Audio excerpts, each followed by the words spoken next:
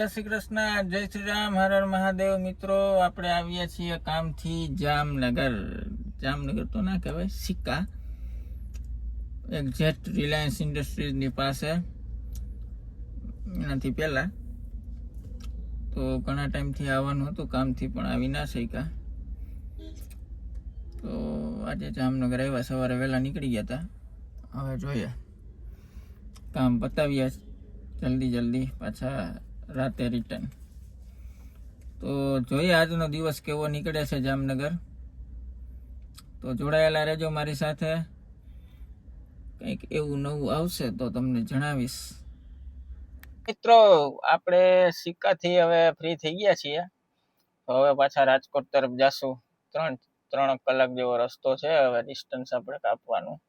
અહીંથી ફ્રી થઈ ગયા, અહીંયા નેક્સ્ટ ટાઈમ પાછા આવશું ત્યારે વિઝિટ કરાવીશ તમને. લોકોને શું બનાવે છે, શું નહીં, કેનું કામ કરે છે, બધું વિઝિટ પણ કરાવીશ, બધું બતાવીશ.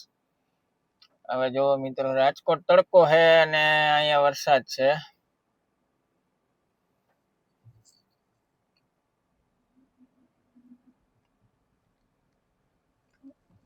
આમ રિલાયન્સ આવે છે, અહીંથી 1/2 કિલોમીટર જેવું થાય રિલાયન્સ.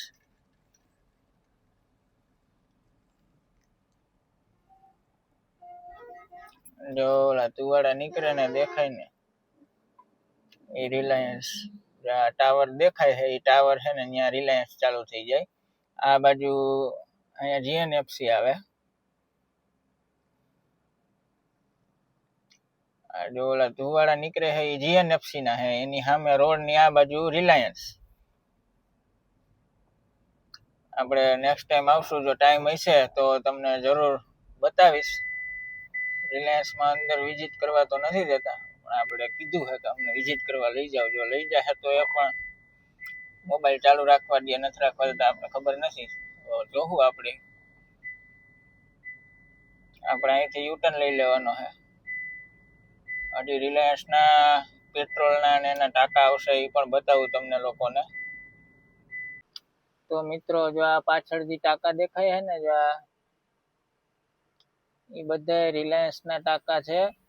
હવે 5 કિલોમીટર સુધીમાં એવડા મોટા 50 લાખ લીટરના ટાંકા હશે. 50 લાખ કે 50,000 કે હવે કેટલી કેપેસિટી હોય તો ખબર નથી, પણ આઈ થિંક મને એમ કહેતા હતા 1 લાખ લીટર કે એવું કંઈક કીધું. હવે તો 50 લાખ લીટર બહુ મોટા જબરદસ્ત ટાંકા છે. આમાં તો તમને નાના લાગતા હશે. 5 કિલોમીટર ના એરિયામાં ખાલી એટલા સ્ટોરેજ માટેના આટલા ટેન્ક છે. હવે આટલા ટાંકા છે. અહીંથી લઈને વાં સુધી સિક્કા સુધી જાઓ તમે, રિલાયન્સ ના ગેટ સુધી એવડી લાઈનો પાથરેલી છે. એટલા ટાંકા છે. એમાં મોબાઈલમાં દેખાતું હોય કે ન દેખાતું, હરખું શૂટ નથી આવતું. સિક્કા ગામમાં જાવ ને એટલે આ ટાંકા પાસેથી જ નીકળવાનું આવે. જોઈ શકો તમે, જો કેટલા મોટા ટાંકા છે.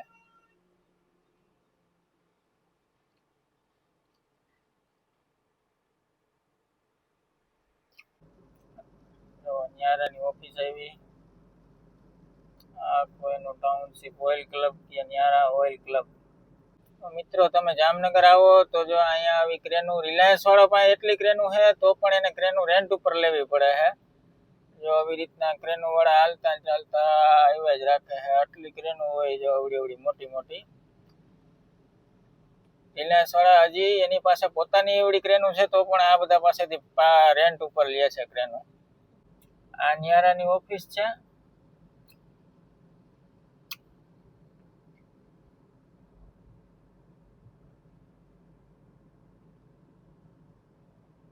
આખી ન્યારાની ઓફિસ છે. હજી ન્યારાનું ચાલે છે.